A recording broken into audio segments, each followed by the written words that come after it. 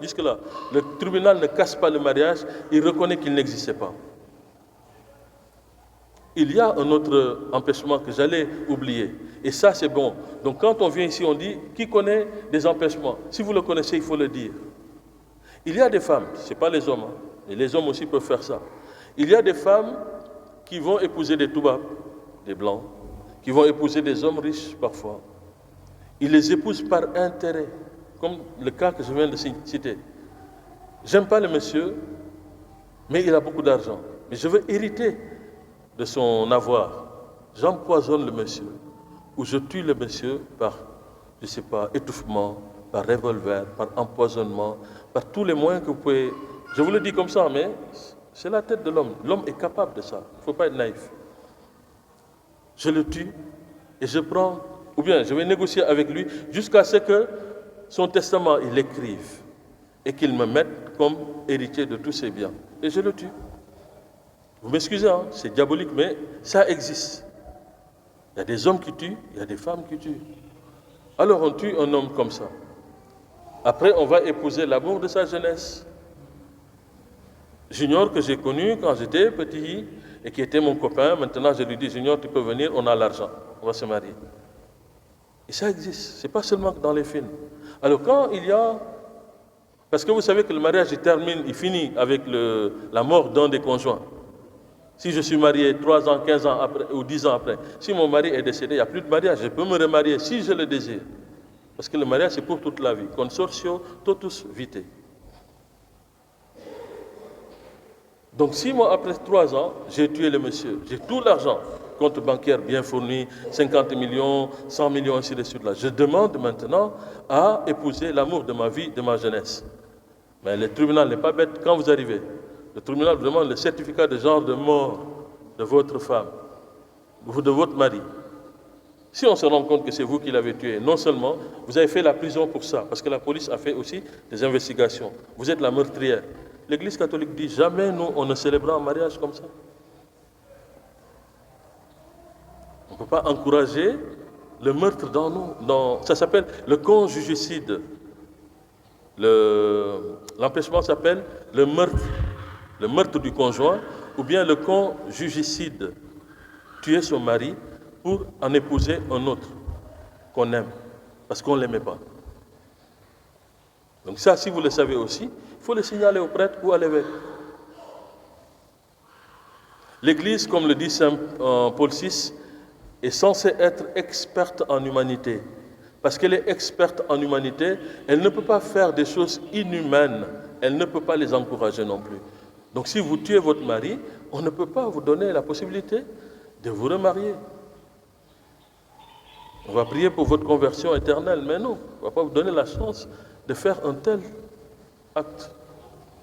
Sauf si l'évêque, après vous avoir éprouvé, a senti qu'il y a un amendement et que peut-être, par je ne sais pas quel miracle, vous avez fait des pèlerinages, une pénitence pour regretter un tel acte. Vous êtes même prêt, comme Zachée, à vendre tous les biens que vous avez hérités de cet homme-là pour vivre dans la pauvreté. Peut-être que là, l'évêque peut donner une dispense. Parce qu'on peut dispenser d'un tel acte. Mais c'est hyper compliqué. Je suis dans le temps, il me reste combien? D'accord. Pour conclure, il faut que je vous dise ce que l'on dit aux gens qui veulent se marier dans l'Église. En conclusion, l'introduction, c'est qu'on se marie pour être saint. Si vous ne voulez pas être saint, le mariage étant très compliqué, si vous pensez que ce n'est pas votre vocation, restez comme ça ou allez ailleurs. Mais ne vous mariez pas pour pourrir la vie de l'autre. Ne vous mariez pas pour fuir votre sainteté. Si le mariage va vous empêcher d'être saint, allez chercher un autre idéal de vie. Si c'est le célibat, restez célibataire. Si c'est la vie consacrée, allez dans les ordres ou allez dans la vie consacrée. C'est une vocation, le mariage. Certainement, il y en a qui ne sont pas appelés. On a dit croissez et multipliez-vous. Vous êtes d'accord que même dans une plantation, toutes les plantes ne produisent pas. On a un papayer ici, on dit qu'il est mâle, n'a jamais donné de fruits. C'est comme ça, c'est la nature. Donc il y a des gens qui ne sont pas appelés au mariage. Si vous savez que vous n'êtes pas appelé au mariage, n'y allez pas pour faire beau ou pour faire plaisir à vos parents. Mais si vous sentez votre vocation à vous épanouir dans le mariage, allez vite, n'attendez pas. Donc pour conclure, je vous donne ces 3 conseils qu'on donne aux futurs mariés, qu'on appelle les 3 P. Dans le mariage, si on veut réussir sa vie matrimoniale, il faut savoir prier ensemble. Mais même avant de prier, il faut partager. Le premier P, c'est partager. Partager, c'est quoi? C'est partager les biens qu'on a naturellement. Si on veut se marier avec quelqu'un, il faut savoir dialoguer. Dialoguer, c'est partager. Donc dans le partage, on veut parler du partage de la parole, partage des souffrances. On dit même, avant de dormir, essayez de vous vider pour ne pas garder rancune l'un contre l'autre. Dites-vous la vérité. S'il y a une chose que votre mari vous a faite, qui ne vous plaît pas, dites-le lui avant d'aller au lit. Comme ça, vous avez le cœur léger. Et si vous êtes l'homme, dites-le à votre femme. Ne gardez pas rancune. Le partage. Deuxième chose, si vous voulez que votre mariage perdure, le pardon.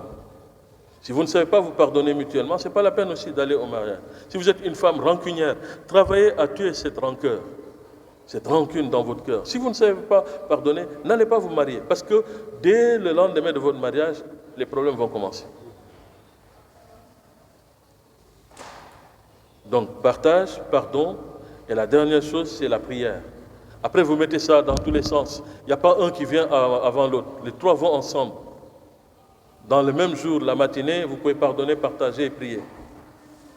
Mais un couple qui ne prie pas est sûr d'être un couple très fragile. Je ne dis pas qu'ils ne peuvent pas fêter leurs 60 ans de mariage. Ils peuvent aller jusqu'à 50 ans, 60 ans, il n'y a pas de problème. Si Dieu leur prête longue vie. Mais pour avoir un beau mariage, il faut savoir prier ensemble, partager et pardonner. Le pardon, je peux parler jusqu'à demain sur ce qu'est le pardon, parce que le pardon n'est pas si simple à comprendre. Il y a des difficultés dans les couples où parfois quand il est question de pardon, on croit que c'est quelqu'un qui ne veut pas pardonner. Il y a des gens qui ne savent pas se pardonner. J'ai fait une chose à mon mari, parce que ça aussi, c'est souvent les femmes. Vous m'excusez, hein? Les femmes sont très pures, elles sont très fortes. Elles ont tendance à vouloir avoir une vie sans faute. Moi, je te promets, je ne te ferai jamais ça. Il ne faut pas exagérer. Vous n'êtes pas le bon Dieu. C'est Pascal qui dit, l'homme n'est ni ange ni bête. Qui veut faire l'ange fait la bête. Vous n'êtes pas des anges. Vous ne pouvez pas comme ça dire que quand vous dites, moi je ne te ferai jamais telle chose, cela veut dire que vous n'avez jamais péché, comme dans l'histoire de Marie-Madeleine. Que celui qui n'a jamais péché lui jette la première pierre. Personne n'a jeté de pierre. Depuis les anciens, les plus anciens jusqu'aux plus jeunes. Donc ne dites jamais, je ne te ferai jamais ceci. Même si vous êtes la plus fidèle, n'allez pas jurer que vous n'allez pas faire ça. Parce que le jour qu'on va vous prendre la main dans le sac sur la chose que vous avez juré, eh bien, qu'est-ce qui va se passer? Si vous êtes une bonne sérère, vous vous suicidez. Et ils ont le diom. Et le suicide, c'est pas bon. Donc soyez humbles dans les mariages. Reconnaissez que vous êtes des pécheresses. Reconnaissez aussi les hommes que vous êtes des pécheurs. Dites-vous la vérité et essayez d'avancer. Ne jouez pas au sainte, vous n'allez pas vous en sortir.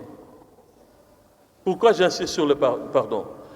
Il y en a qui font des gaffes, même quand tu leur pardonnes, eux ne se pardonnent pas. Et quand on ne se pardonne pas, c'est très difficile. Le pardon se donne, mais il se reçoit aussi. Il y a des gens, même quand tu lui dis je t'ai pardonné, il ne croit pas que tu lui as pardonné. Et il continue de souffrir, et puisqu'il souffre, il ne peut plus poser des actes bons. Il va de mal en pire. Maintenant, la prière, ce n'est pas la peine d'insister. Combien de couples chrétiens prient ensemble? C'est les hommes, hein? Les femmes vont dire, chérie, on va prier, tout ça, elle va dire comme ça. Ou bien, non, je suis fatigué, on va faire comme ça. Mais vous aussi, vous épousez un homme. Essayez de dompter l'homme. Essayez de le convaincre dans ce domaine-là. En matière de spiritualité, bravo les femmes. Hein? Dans toutes les églises du monde, il y a plus de femmes qui prient que d'hommes qui prient. C'est comme ça. Je ne sais pas pourquoi, mais c'est comme ça. Peut-être parce que les femmes sont plus sensibles, mais c'est comme ça. Voilà tout ce que je pouvais vous dire de façon ramassée, sans pour autant faire un discours magistral, et je vous remercie.